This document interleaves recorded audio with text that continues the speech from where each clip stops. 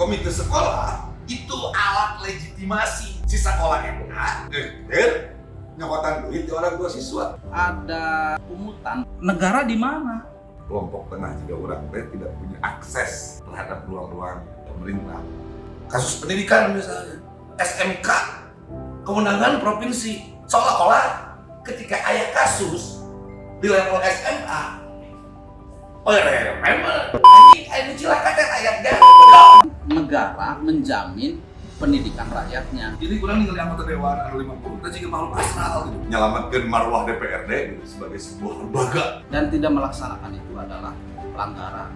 Penting untuk didengarkan oleh stakeholder pendidikan terkait problem-problem pendidikan di Garut. Janten energi oge kanggo abdi di parlemen. Kurikulum merdeka, faktana penjajahan. Idealnya mencerdaskan, ternyata membebankan. setelah terlalu banyak kalimat saluran di Garut, jadi konstruksi itu si saluran jadi irigasi, jadi kirmir, jadi drainase kota disebut saluran. Aspirasi Aspirasi itu jadi kota. Nah, sebenarnya suara-suara teu aya kanalisasina, termasuk justru jika dibalik deh ya, kelompok tengah juga orang tidak punya akses terhadap ruang-ruang pemerintah. Gitu. Kalaupun ada, ya informal. Tidak ada kemudian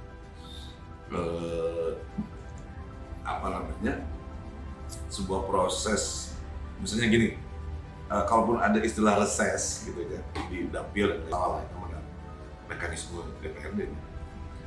Nggak ada misalnya, baik itu dilakukan oleh legislatif ataupun eksekutif misalnya, jika open house gitu loh, tapi formal informal gitu. Jika model raperda itu sebelum diundangkan harusnya mengundang pihak masukan masyarakat dan lain-lain sebagai ruang kanalisasi aspirasi publik yang langsung. Lagi-lagi jadi parsial ketika asup ke lembaga, dan akhirnya kelompok-kelompok buntutnya bukan merasa kurang sebagai pemimpin para pemikir dan lain-lain, para kaum peduli itu nyampe suara karena tidak ada proses kanalisasi. Jengah dengan istilah audiensi gitu kan, kurang kudunya surat kamu putri misalnya, tolong DPRD kami atas nama lembaga anu kami melakukan dijebak lagi pada ruang-ruang pemerintah, dan asup ke ruang kata depan cukuplah bangun dewan rakyat bekerja gaji kudu formal itu udah. Artinya gini, ketersumbatan ini mungkin saja karena atas nama mekanisme kita susah ngomong jeung rakyat. Atas nama mekanisme itu misalnya saluran aspirasi hanya aspirasi dapil, sementara DPRD secara konstitusional adalah lembaga formal di tingkat kabupaten gitu. Lalu ketika ngomongin aspirasi tentang Garut misalnya, seolah-olah berarti perlu dihadapkan pada saluran eta gitu. Udah abdi orang Tarogong teh kudu ngomong teh kudu dapil balen dapil 1. Oh, dapil 5 misalnya. Mana tebal mau kena gitu warna Rabu gitu. Beungeut nu mana gitu. Saha? Nah, ada lah. Ada harapan untuk menyampaikan aspirasi, tapi yang kudu ngajorek ke kantor DPRD dengan istilah audiensi dan lain-lain. Ngeste, namanya ngeste. Ya. Sore ya, gitu orang udah bisa nyiun surat atas nama lembaga, ke dewan, komod atas nama dapil gitu, orang dapil 5 menghadap seluruh anggota DPRD dapil 5. Susah, akhirnya terputuslah antara aspirasi gagasan rakyat ke eksekutif atau ke legislatif. Keterputusan politik. Ya, keterputusan saluran. Ya. Gitu. Kalaupun DPRD sebagai kanal demokratik gitu ya. Bahwa DPRD itu kan Dewan Perwakilan Rakyat. Gitu. Bahwa mereka mewakili aspirasi rakyat. Aspirasi rakyat itu emang jadi basically anjing gitu ya sih. Saya sebut itu. Ya sih, Vicky Prasetyo. Jadi gitu. Jadi konstruksi gitu. Si gagasan teh gitu. Jadi saluran irigasi, jadi jalan lingkungan, jadi itu. Gitu. Apa bener aspirasi rakyat kita yang eta gitu? Apa bener? Pertanyaannya, nungaran aspirasi teh aspirasi rakyat eta bener tuh. Jadi jalan lingkungan, jadi gorong-gorong, apa bener eta? Ditanya ada kepuasan publik berkaitan rasa kemiskinan, kayak distorsi ekonomi, gitu ya, kayak kesenjangan yang jauh. Terus pernah ditanya rasa keadilan dari diri rakyat, kan menurut eta aspirasi itu lain jadi kirmir porongnya apa bener eta kaya rakyat gitu. Atau memang dinasirah anggota dewan aspirasi itu kemudian jadi kuota anggaran gitu, alat bargaining posisi antara DPRD secara legislasi dengan eksekutif, sehingga akhirnya jadi boga anggaran inilah yang kemudian didorong untuk itu. Kamu plase cek aing akhirnya ngomongkan aspirasi apa bener rakyat yang jadi ngerti boronyo secara umum lah ini malahnya.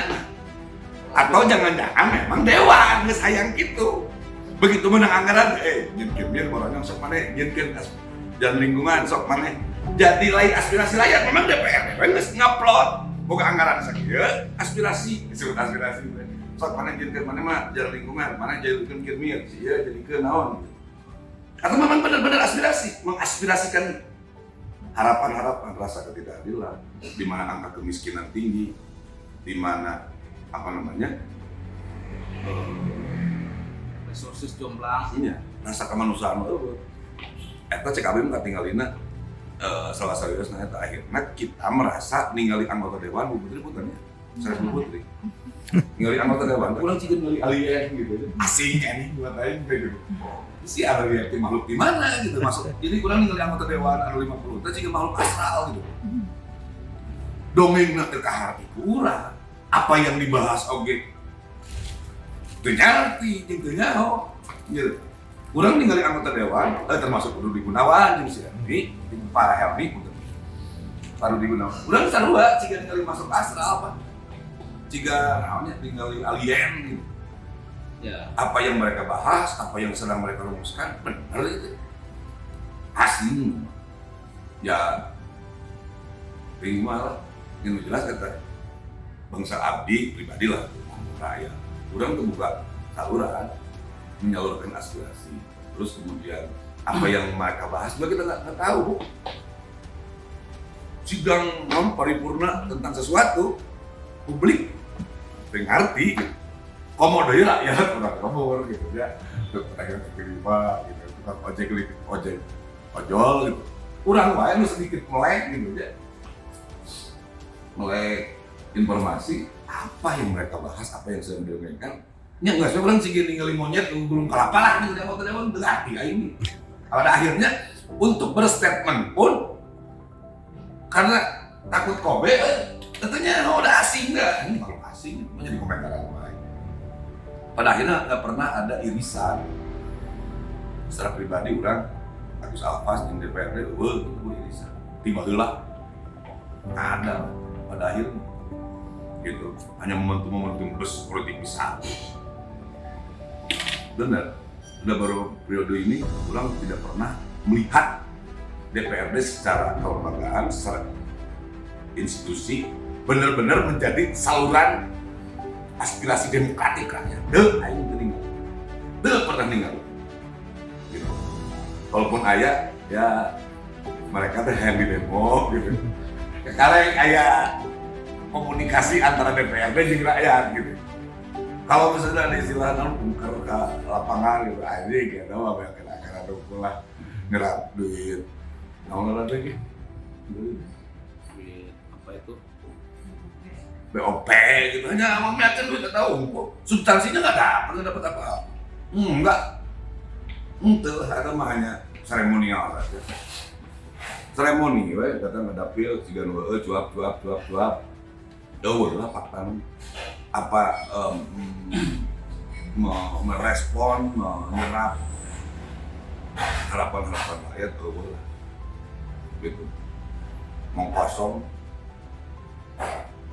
Nah merenang orang berharap ieu Bu Putri walaupun personal bisa terjadi kanalisasi ieu jadi saluran. Terlepas nanti secara personal Bu Putri aya di ruang-ruang misalnya ke praksian, ke komisian atau kemudian naon istilahnya teh kebadanan atau pansusnya lebih kecilnya gitu. Bisa tuh menjawab, bukan menjawab, maksudnya dia jadi kanalnya, jadi saluran aspirasi yang tadi melihat sisi rasa ketidakadilan, terus kemudian ada kesenjangan, miskin, yang mau tunggal, itu saja karena orang tidak melihat itu. Jadi semua terjebak, dan orang partai lagi, partai anu komisinya beda, itu dari perusahaan orang. Atas dalil itulah kemudian seolah-olah ya orang melihat sesuatu yang asing yang baru. Tinggal DPR guys, aing meninggali DPR masuk eksekutif. Alien. Sareng gambar beda jeung aing obrolan beda jeung urang atuh. Coba nu diobrolkeun beda. Ari ngomong Dewan Perwakilan Rakyatnya wakilan sah. Sia. Obrolan rakyat. Cok ngebahas nama. Mungkin Bu Putri karek 2 bulan. 5 bulan. Awal-awal tidak asingnya punya. Namun didongeng itu. Istilah-istilah nawae, istilah-istilah rakyat. Istilah-istilah pilihan kata gitu. Singkatan-singkatan istilah astral yang gua. Ari ngomong Dewan Perwakilan Rakyat. Dongeng lagi sering dongeng rakyat. Jajauhanan ngomongin rakyat tiga orang. Wah, busuk. Membusuk. Nyang sudah sapalah cing selamat bisa gitu. Sok contoh terakhir kemarin. Lembaga DPR yang diguruduk. Lembaga. Mana? Kejaksaan. Ciri kita DPR secara institusi itu boga marwah. Padahal DPRD Bupati itu kan berenang satu serat. Dia bukan salah kok. Kan lu DPRD gitu. Dan apa tadi mana ngomong? Si rakyat jika orang kelompok tengah teh, RGS seri koneng gitu kan. Seri koneng DPRD digeruduk ke kejaksaan. Bari nu diberi ukur pokir. Naon? Reses. DPRD, salah 50 anggota dewan, politisi, anu nyelamatkan marwah DPRD gitu, sebagai sebuah lembaga politik. Kejaksaan diguruduk, nomor statement, tekan lagi gitu, nomor statement. Artinya kita pertanyakan, apa jika gitu? Ya mereka sudah ada di zona nyaman lah, saya gitu udah menuduh udah positif lah. Mereka sudah ada di zona nyaman dan akhirnya tidak pernah membicarakan isu-isu rakyat yang objektif gitu. Lamun ningali pasal ayat 4 atau sila keempat dari Pancasila itu kan kerakyatan yang dipimpin oleh hikmah kebijaksanaan dalam permusyawaratan kan. Nah, jadi kalau saya melihat dari sisi kebudayaan gitu ya, persis tadi kata Pak Alpas ada keterputusan. Saya mengatakan keterputusan politik sebagai seni berkomunikasi antara rakyat dengan rakyat di ruang budaya yang rakyat itu dipimpin oleh hikmah kebijaksanaan yang memegang hikmah itu para pemimpin rakyatnya. Ada kiai, ajengan, ada ustadz, ada buku. Sebetulnya bukan dipimpin oleh kiainya, tapi dipimpin oleh hikmah. Katakanlah ini ruang budaya. Nah, ruang politik dalam hal ini anggota dewan yang mengklaim perwakilan rakyat, tetapi budayanya kulturnya sudah prosedural. Ini problem, maka disebut demokrasi prosedural. Nah, ini terputus karena dewan punya kewenangan dan fungsi yang diatur oleh undang-undang. Nah, di dewan sendiri itu ada apa? Komisi, ada apa tuh? Badan, pansus. Lebih teknis lagi. Apalagi menyangkut soal bagaimana fungsi-fungsi itu juga sebagai fungsi penganggaran, ada anggaran yang harus dilaksanakan. Lebih formal lagi, lebih prosedural lagi. Nah, kelompok tengah adalah wakil-wakil dari rakyat yang terdidik, kemudian punya kepedulian. Katakanlah bahasa santri nama kelompok muhibbin, punya kecintaan dan kepedulian. Ada yang kepedulian terhadap lingkungan, ada yang kepedulian terhadap tembakau misalkan, ada yang kepedulian terhadap kesenian. Nah, sebetulnya di masyarakat yang sudah plural ini dan semakin banyak, demokrasi one man one vote itu hanya ada dan dianggap sahih ketika pemilu legislatif atau presiden. Tapi praktek keseharian itu tidak mungkin. Nah, apa yang disebut dengan demokrasi musyawarah atau demokrasi deliberatif itu persisnya adalah yang berperan kelompok tengah, gitu Bu. Jadi kan gini, kelompok tengah ini sebagai wakil dari rakyat yang kultural, karena punya kepedulian dan kecintaannya, itulah suara rakyat.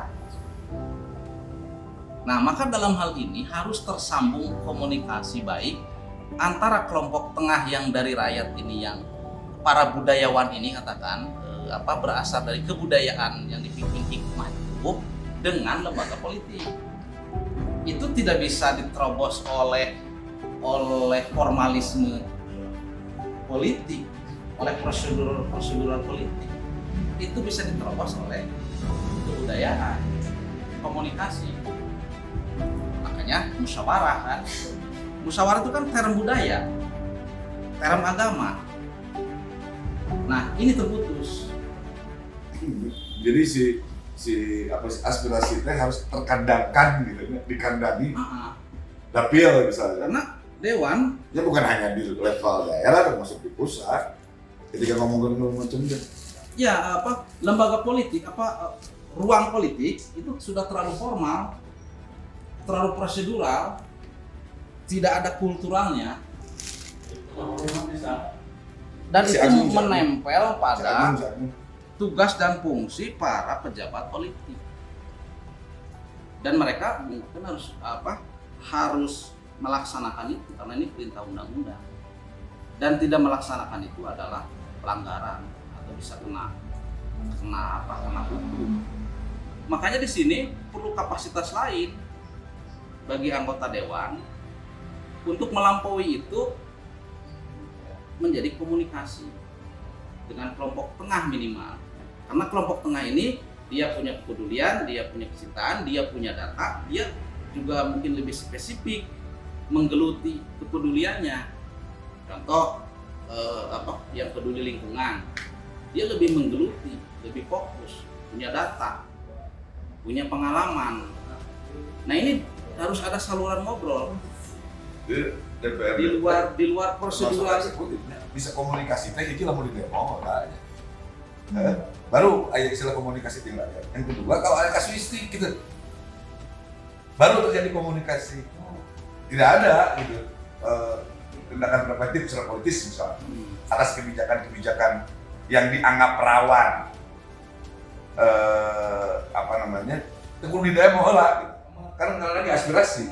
Akhirnya DPR ya karena tiap saat kunjungan hanya terukur gitu. Secara politis, secara anggaran, secara nalar, formalitas politik gitu misalnya.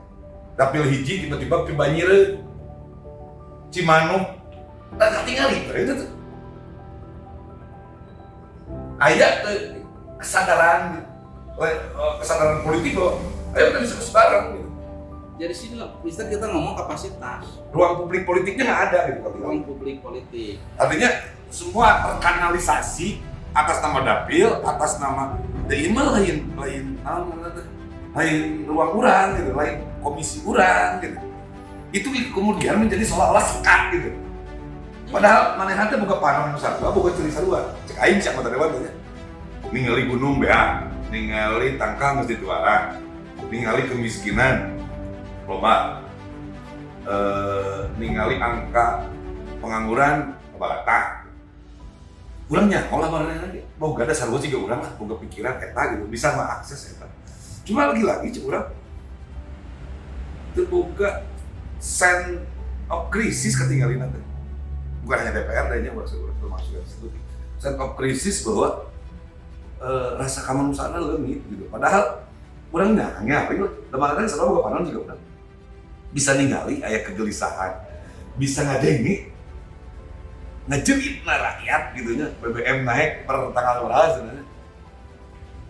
Gitu. Bagaimana antisipasi itu di tingkat level daerah? Lain alasan gitu. Daerah mah kebijakan usaha.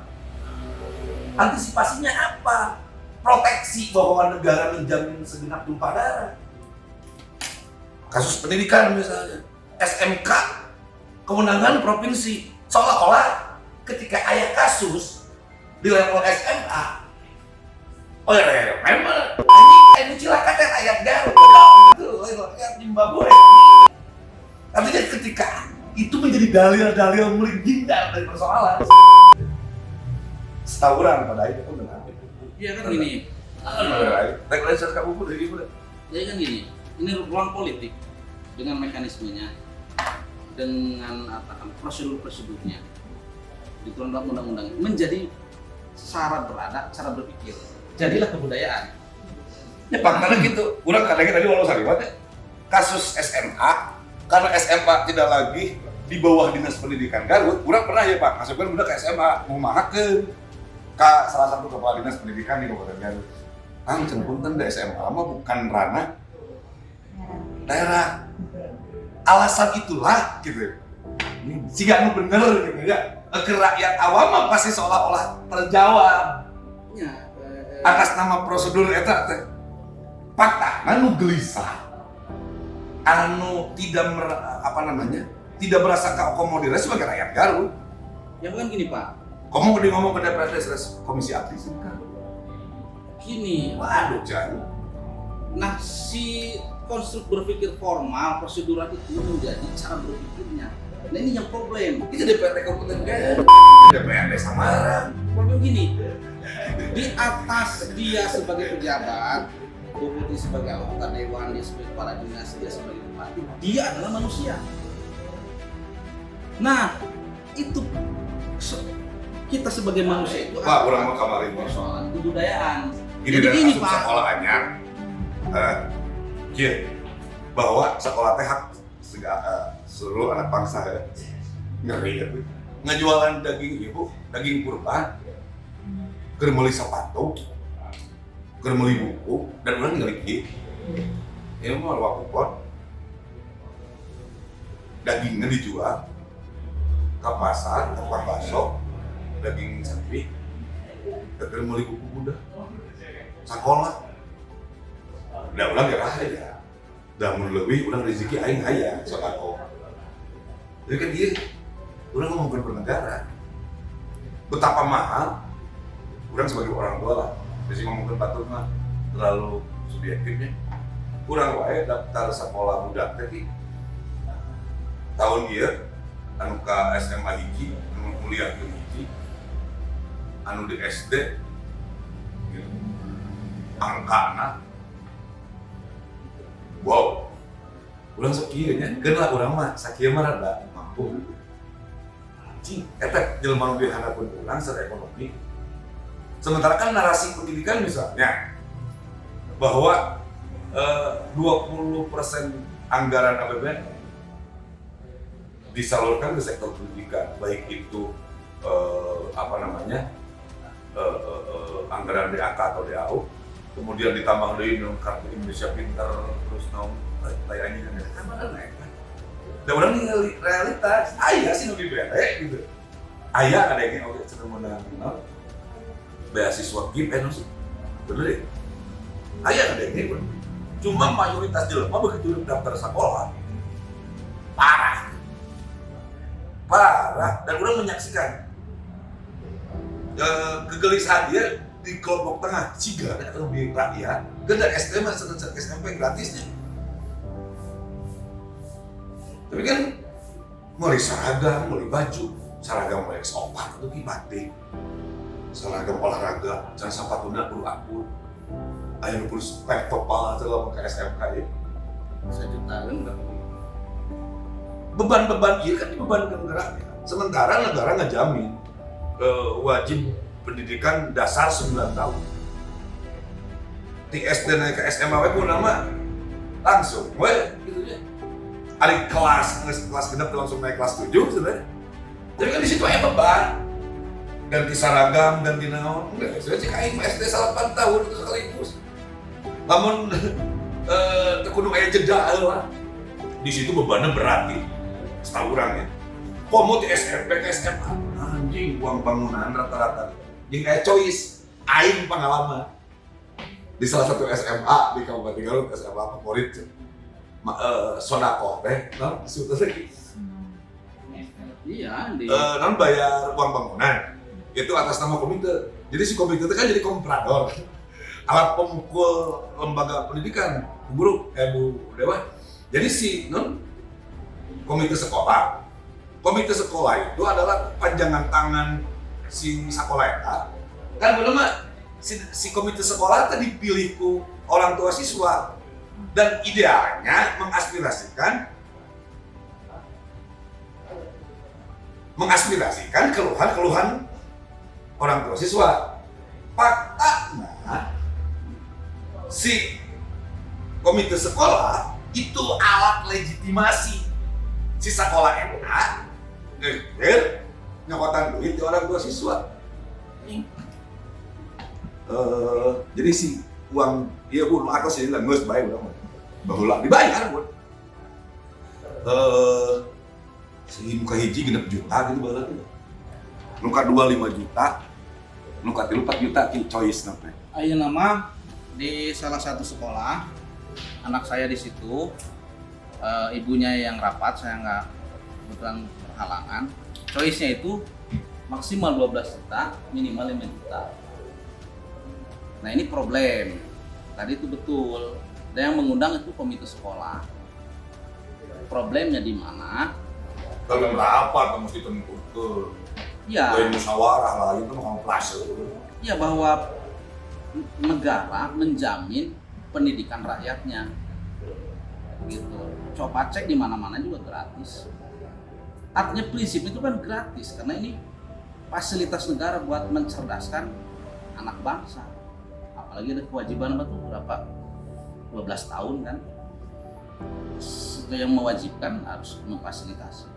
Nah kemudian ada pungutan berarti kalau sudah ditentukan begitu. Ada pungutan. Orang ingat banget 5 juta, 5 juta, Ini, 5 juta. Orang dapat 5 juta. Selain problem, selain soal bayar selain soal apa itu ini bukan soal bayaran.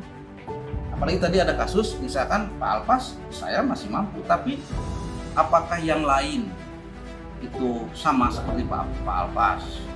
Sementara warga masyarakat menyekolahkan pada negeri itu kan sebetulnya yang ada keringanan kurang biaya.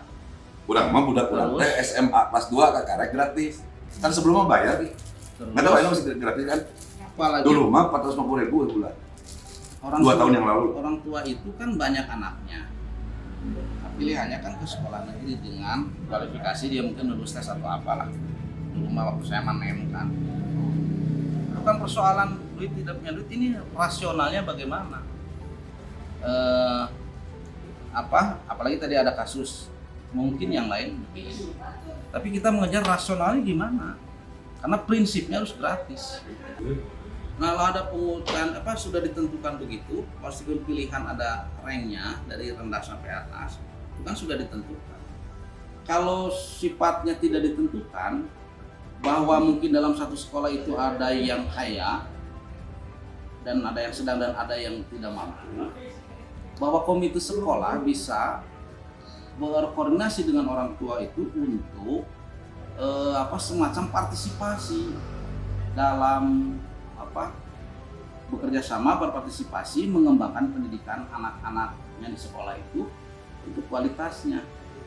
Adapun mereka mau memberi yang kaya itu hasil komunikasi komite sekolah dengan orang tua ya, sebagai tanggung jawab partisipasi itu, ada yang ngasih 100 juta, 200 juta, nggak masalah. Atau bahkan kelas gitu ya. Bahkan yang tidak memberi, Itu masalah. itu masalah. Ini sukarela. Itu menurut saya ini kearifan. Tapi kalau sudah ditentukan, apakah ini tidak disebut pungutan? Sementara tadi itu Nah, sama kewenangan provinsi kan jawab teh gitu, apalagi kan ya, klausul itu ditetapkan itu alasannya untuk bangunan. Negara di mana? Masa membuat pendidikan tidak fasilitasi sarana prasarana, bangunan dan misalkan alat praktikum misalnya. Atau gini aja, Itu kita kan- laporkan ke BPK atau kejaksaan, minta audit. Bener tuh, tiap tahun kan menang duit tuh ceritanya. Atas dari pungutan itu bener tuh. Sementara anggaran pemerintah untuk alokasi misalnya RKB, rehab sekolah, alat-alat peraga pendidikan, buku, kurang ngedenge ayah gitu ya. Sementara buku paket bener. Iya, itu kan Buku paket beli Pak. kewajiban negara. Kurang kemarin udah ke SD beli buku paketnya 450.000. Dibayar dah tuh. Kelompok tengah nih mampu aing mah.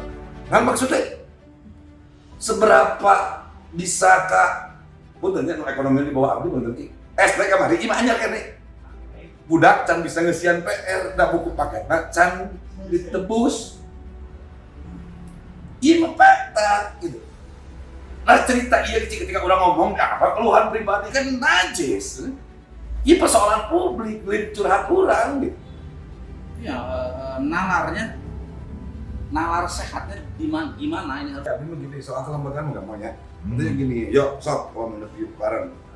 Paling tidak ada semacam alternatif dari persoalan ini. Apakah dibiarkan? Iya sudah menjadi ada budaya, istilah budaya gitu ya, menjadi budaya yang disepakati bahwa ke sekolah teh dengan harga sekian, seolah-olah transaksional bari jaminan. Sok aing dibayar, dijamin teh budak aing. Namun ka negeri, ke swasta mah da beda cerita dong. Ya, kalau di swasta, beneran orang budak sebagian di swasta gitu. Ari kere-kere mayar ke negerinya, ini ke swasta. Pugu-pugu gitu. Loba muatan lokal pendidikan anak ketimbang negeri yang kemudian mahal terus juga jaminan gitu. Ya itu harus relate dengan fasilitas budak di sekolah, materi pendidikan dan guru-guru non produktif, non kreatif misalnya ngajar budak gitu. Faktana mah sarua ya. Gitu. Haji guru ditaikeun, fasilitas guru misalnya ngadugan guru maksud orang kan guru dianggap bahwa selama ini kualitas pendidikan kurang maksimal tuh karena cara gaji guru letih, tunjangannya kurang, anak kan gaji guru udah selangit, tambah tunjangan ya tunjangan fungsional, tunjangan bla bla bla bla bla.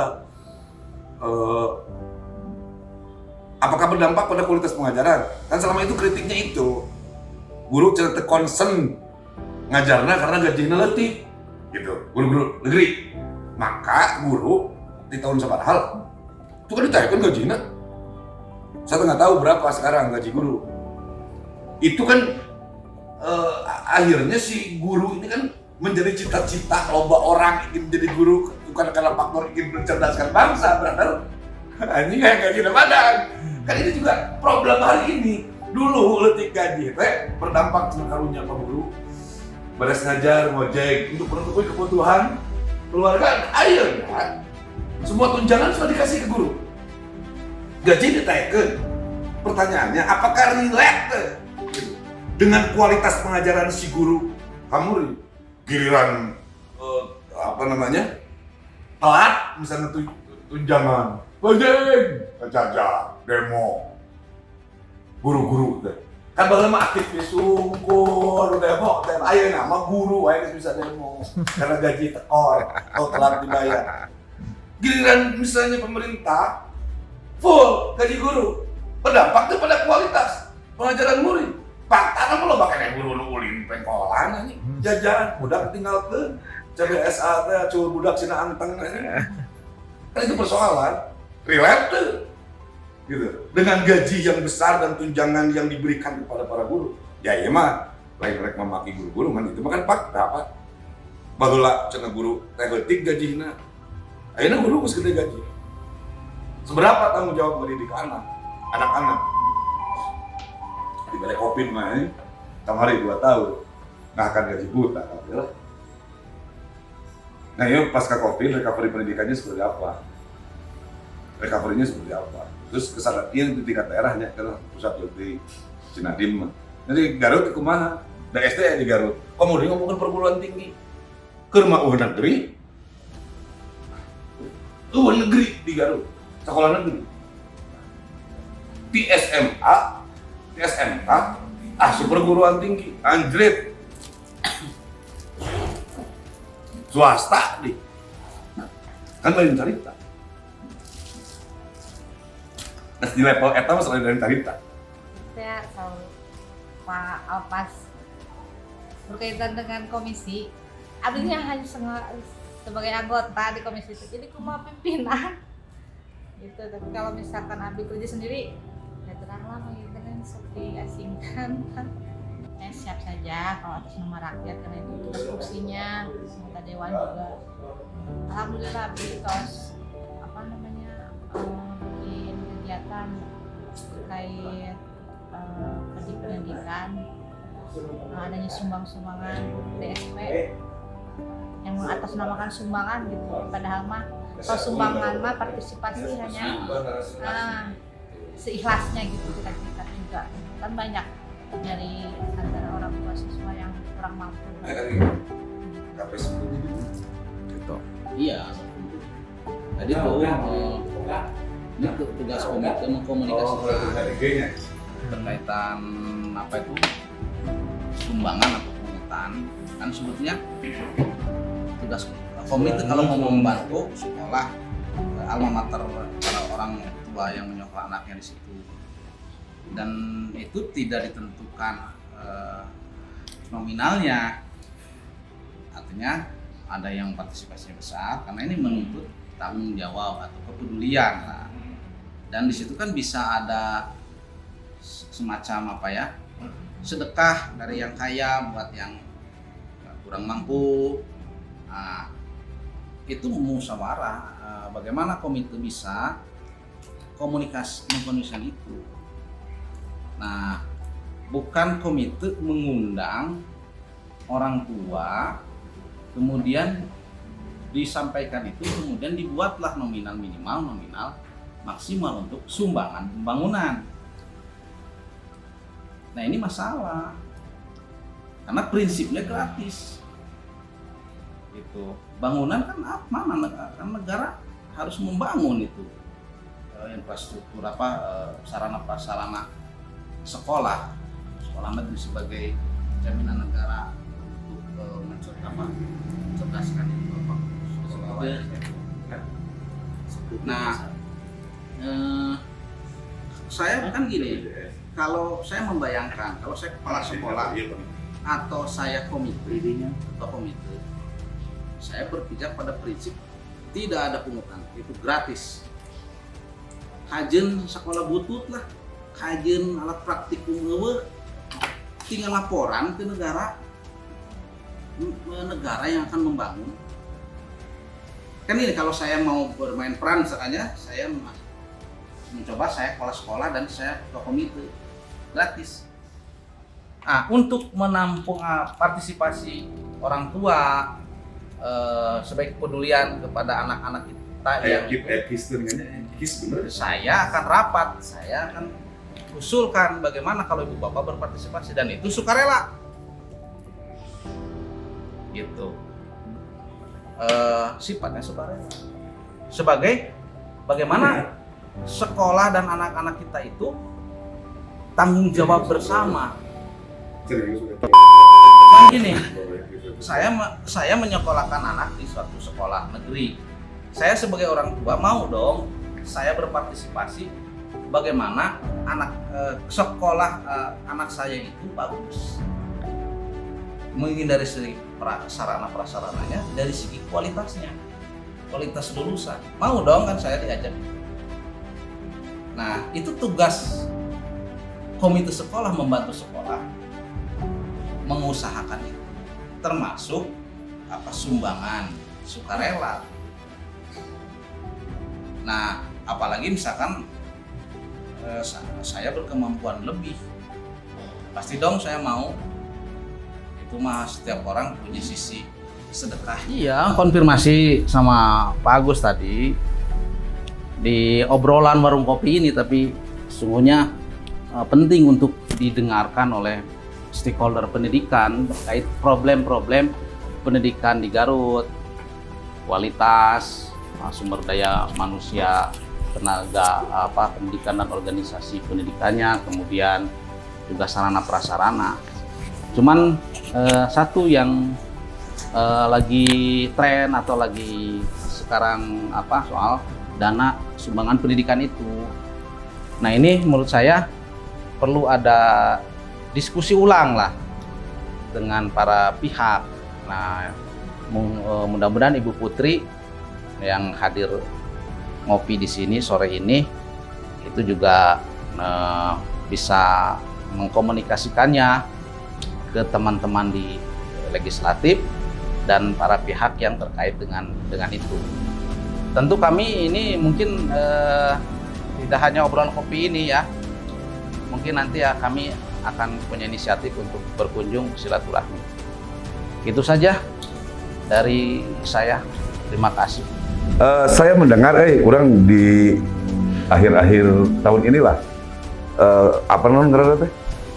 yang digemborkan oleh pemerintah pusatnya, Kementerian si Bapak yang terhormat Karim, bahwa kurikulum Indonesia kurikulum merdeka. Jangan sampai jadi anomali. Hari kurikulum merdeka, faktanya penjajahan. Gitu.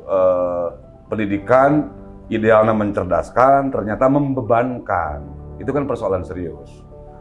Harapan abdi merenang di Garut, pada konteks Garut, jangan sampai misalnya ini adalah tanggung jawab, kita sepakat bahwa ini adalah tanggung jawab bersama, tanggung jawab pemerintah, politisi, pengusaha, dan masyarakat, bahwa pendidikan tidak berhasil secara konsep kalau tidak terlibat semua stakeholder, gitu. Lagi-lagi lain hartina lepas tanggung jawab. Jika misalnya kasus SMK kewenangan provinsi, tiba-tiba Garut seolah-olah itu malah kewenangan aing di daerah dan dinas pendidikan dan dinas provinsi, itu bisa gitu.